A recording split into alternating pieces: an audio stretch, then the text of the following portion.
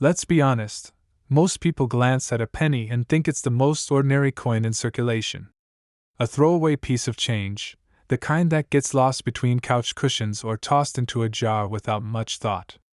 But sometimes, the smallest coins tell the biggest stories, and occasionally, they carry values that completely defy their humble face worth. That's what today's video is all about: 3 different pennies from the 1980s and 1990 that have, in certain circumstances, been worth far more than the single cent stamped on their faces. Now, these aren't just random copper-plated discs. Each one has its own backstory, quirks, and collector appeal that makes it something truly special in the world of numismatics. We'll take our time going through them one by one, starting with the intriguing 1990 penny, which turned out to be far more than meets the eye. The 1990 penny might not sound like a coin that deserves a second look at first glance. After all, more than 6 billion Lincoln cents rolled out of the U.S. Mint that year, hardly the kind of production number that screams rarity.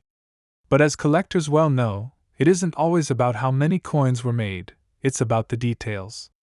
And with the 1990 Lincoln cent, those details turned an otherwise common coin into a major discovery in American coinage history. So, let's set the scene.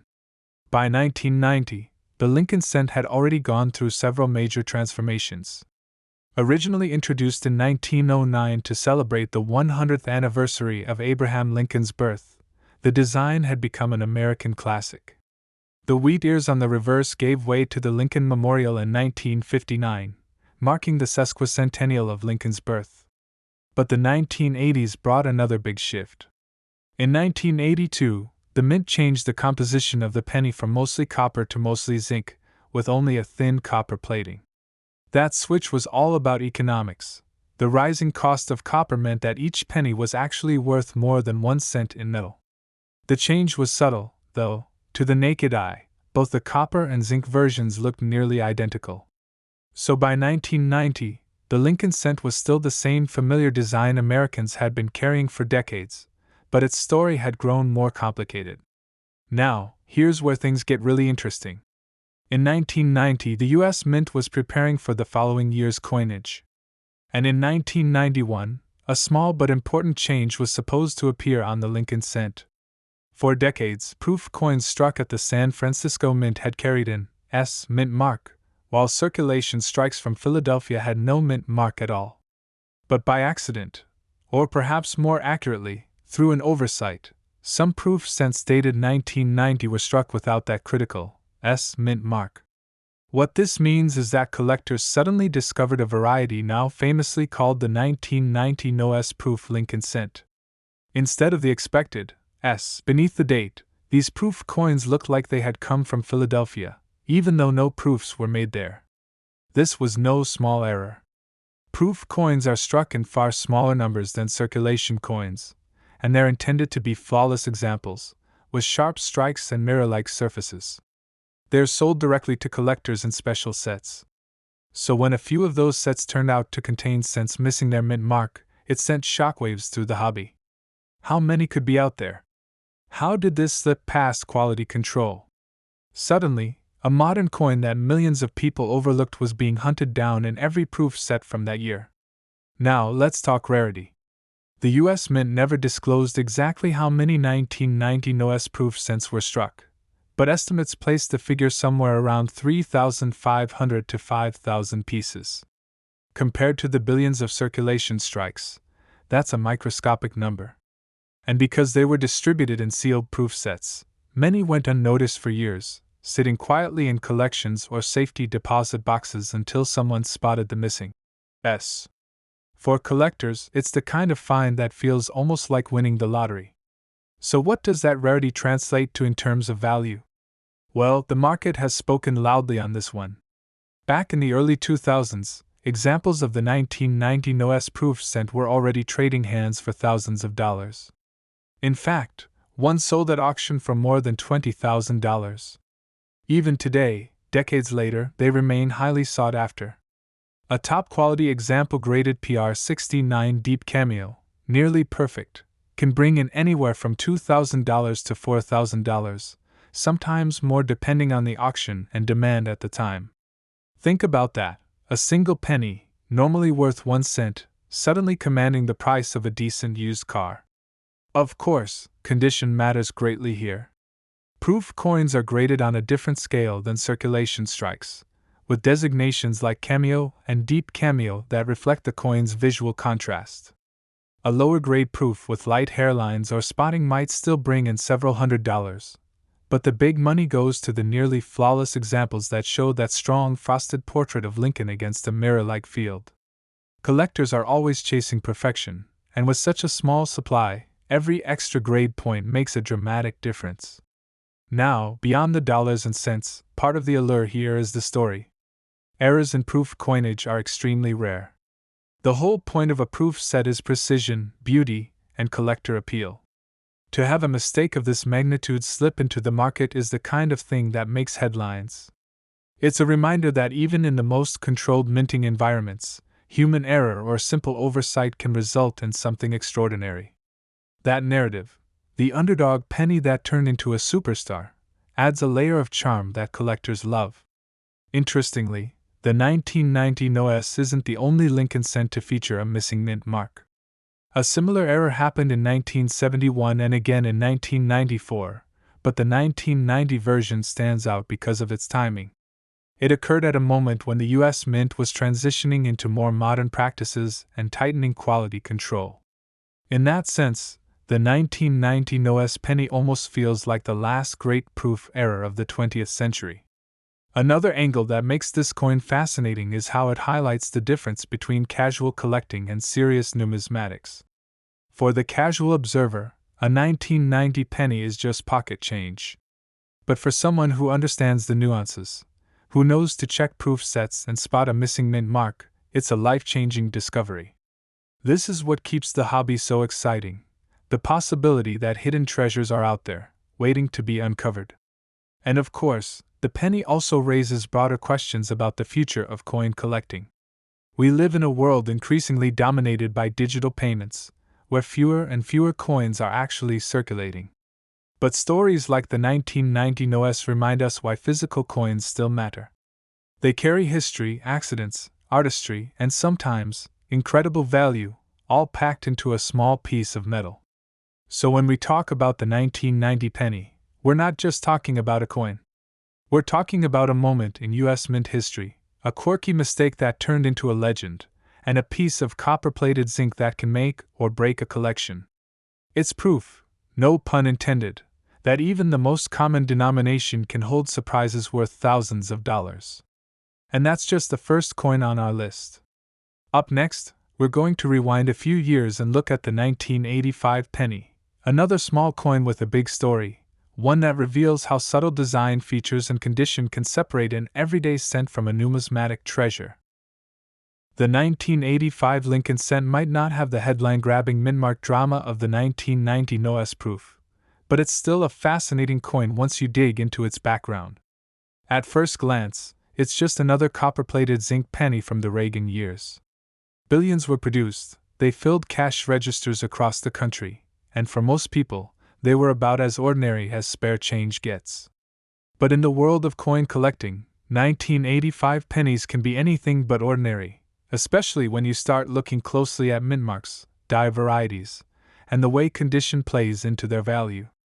Let's set the historical stage.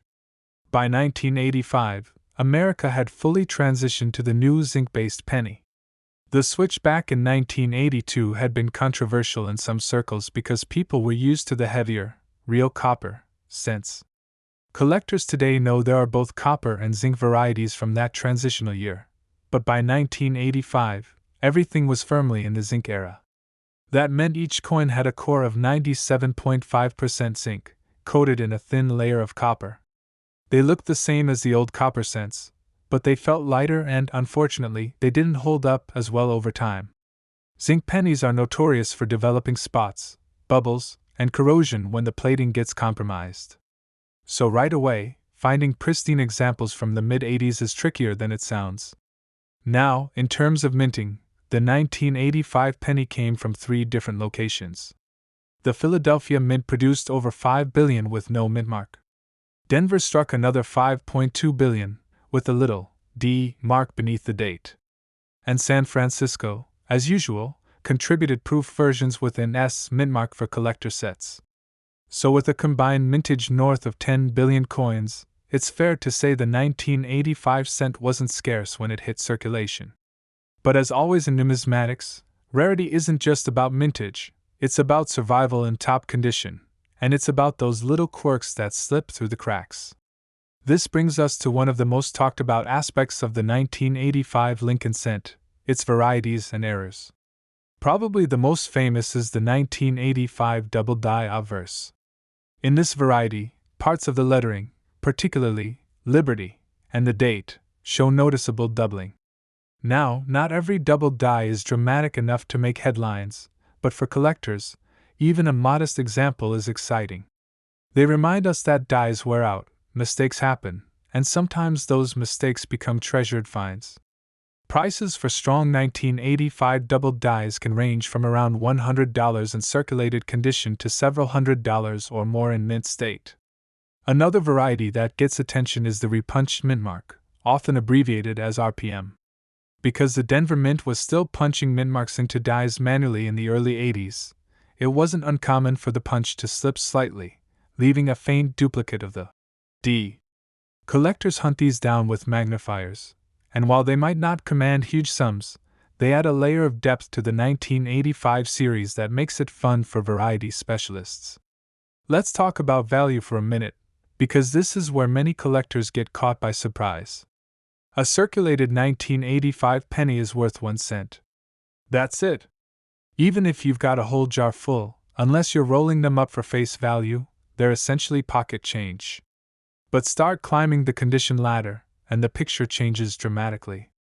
High-grade examples, those graded mint state 67 or higher, can sell for serious money. Why? Because finding a flawless zinc cent is like finding a needle in a haystack. These coins picked up bag marks in the mint, they corroded easily once they were out in the world, and many were simply spent into oblivion. A coin that looks like it just rolled off the press in 1985 is anything but common in today's market. To put numbers on it, in recent years, Top Pop 1985 Lincoln cents graded MS68 read by PCGS or NGC have sold for over $1,500 at auction. Even MS67 examples can bring $100 to $250 depending on the buyer pool. Proofs from San Francisco tell a similar story. A flawless proof 70 deep cameo from a 1985 proof set can fetch $50 to $100, while the same coin with just a few imperfections might be worth only a couple of dollars. That's how sharp the line is between ordinary and extraordinary in modern coinage. One of the things that makes the 1985 cent particularly interesting to collectors today is how it represents the challenges of the zinc era. Coins made from copper could survive decades of circulation and still look presentable, but zinc cents often degrade rapidly. That means the survival rate of pristine pieces is much lower than people realize. In a sense, the coin teaches us an important lesson: rarity isn't always about how many were struck, but how many survived in collectible condition. There's also a human side to the story. Many older collectors I've spoken with remember the mid-80s cents as being somewhat disappointing. They noticed how the coins felt cheaper, lighter, and less durable than the ones they'd grown up with. It sparked debates within the hobby about whether the US Mint was cutting corners, whether the penny should even continue to be made, and what that meant for the future of coinage. That cultural backdrop gives the 1985 cent a little more weight, no pun intended, than just its metal content. It's a coin that reflects the economic and political realities of the time. And of course, there are always the what if stories. Every now and then, someone opens an old proof set from the 80s and discovers a gem-quality 1985 proof cent that grades out at a perfect PR 70. Or a collector goes through rolls of old pennies and spots a double die they didn't even know existed. Those little moments of discovery are what keep this coin in the spotlight. Even though it's a common date on paper, it has just enough twists and turns to keep collectors engaged. So, where does that leave us?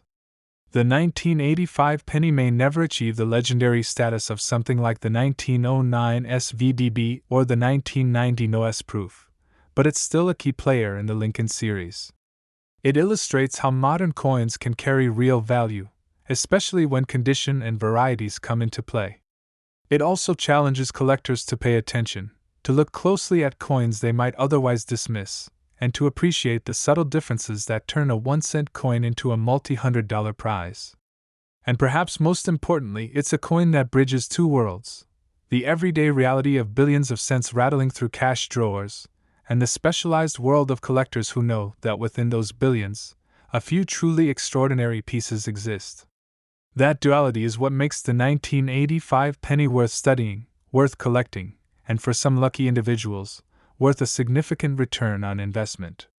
With that, we've covered the curious case of the 1985 Lincoln cent, a coin that proves condition really is king, and that the zinc era of pennies deserves just as much attention as the classic copper years. But before we finish, we still have one more stop to make in this journey through 1980s and 1990 cents. The 1988 penny, as it turns out, hides a fascinating variety that connects it directly to the following year, and it's one of the most collectible modern pennies out there. When we arrive at the 1988 Lincoln cent, we're stepping into a year that most people would never think twice about. The design hadn't changed, the composition was still copper-plated zinc, and the mint was cranking out billions of these coins without missing a beat. But hidden in that year's production was one of the most intriguing modern varieties in the entire Lincoln series, a mistake that gave us what collectors now know as the 1988 reverse of 1989 Lincoln cent. Before we dive into the specifics, let's get our bearings. By 1988, the Lincoln Memorial reverse had been in use for nearly 30 years. It first appeared in 1959, replacing the beloved wheat ears design, and it would remain the face of the cent's reverse until the bicentennial redesign of 2009. Most years, the Lincoln Memorial looked pretty much the same, but here's the catch: the mint actually modified the design slightly over the years. Small tweaks in the sculpting, lettering, and details of the memorial created subtle varieties that the average person would never notice. But in 1988, a particularly important change was right around the corner. The 1989 Lincoln cent was slated to debut with a new reverse hub, a slightly retooled design with sharper lettering, most noticeable in the word America, and the designer's initials, FG, for Frank Gasparo. Somehow, a batch of these 1989 reverse dies found their way into production in 1988.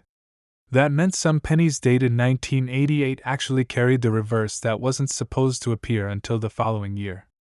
And just like that, a transitional variety was born, the 1988 reverse of 1989. Now, let's be clear, this isn't the kind of variety that leaps out at you with a casual glance. You have to know what you're looking for. The key diagnostic is the style of the FG initials on the reverse. On the correct 1988 reverse, the letters are thinner and less defined. On the 1989 reverse, they're bolder and more rounded. There are also subtle differences in the spacing of the letters in America. To the untrained eye, it all looks like the same tiny memorial. But for collectors, once you've seen the difference, it's impossible to miss. So how rare is this little slip-up? Estimates vary, but thousands of the 1988 reverse of 1989 cents are believed to exist, still just a drop in the bucket compared to the more than 6 billion total 1988 cents struck. And of course, most were spent and circulated without anyone noticing, which makes high-grade examples much harder to come by. This is the kind of variety that likely passed through countless hands for decades before sharp-eyed hobbyists started pulling them out of change. The market for this coin is where things really get interesting. In circulated grades, a 1988 reverse of 1989 might only fetch $20 to $50. That's still a huge premium over face value, but the real money is in mint state. Coins graded MS65 red regularly bring $100 to $200, and in higher grades, the numbers climb fast. In fact, MS67 examples have crossed the auction block for more than $2,000. That's right, a single penny, struck in 1988, with nothing more than a subtle design mismatch, can be worth more than an ounce of gold. And it doesn't stop there. The San Francisco Mint also struck proof cents in 1988, And yes, some of those were produced with the wrong reverse as well. Proof versions of the 1988 reverse of 1989 are much scarcer than their circulation strike counterparts. In the marketplace, they can bring several $100s in lower proof grades and well over $1,000 for pristine PR69 or PR70 deep cameo examples. For collectors of proof varieties, this is one of the holy grails of modern Lincoln cents. One of the things that makes this coin so beloved is the story it tells about transitions. Transitional varieties are some of the most collectible coins in U.S. history because they capture moments when the mint was moving from one design or composition to another. The classic example is the 1943 copper cent, struck by mistake during the year pennies were supposed to be made of steel. Or the 1970s Eisenhower dollar struck with older reverse hubs. These coins aren't just errors, they're artifacts of change. And the 1988 reverse of 1989 sits firmly in that tradition. Collectors often talk about this coin as a perfect example of modern rarity. Unlike 19th century coins where rarity is obvious because of low mintages, modern rarities are born from tiny mistakes that escape the mint's tight quality control.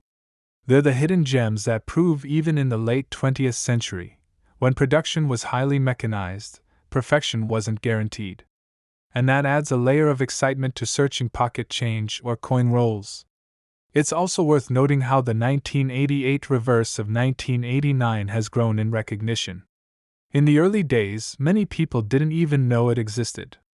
It wasn't until collectors began documenting and sharing their finds in the 1990s that it really took off. Today, it's a recognized variety in major coin reference guides and grading services.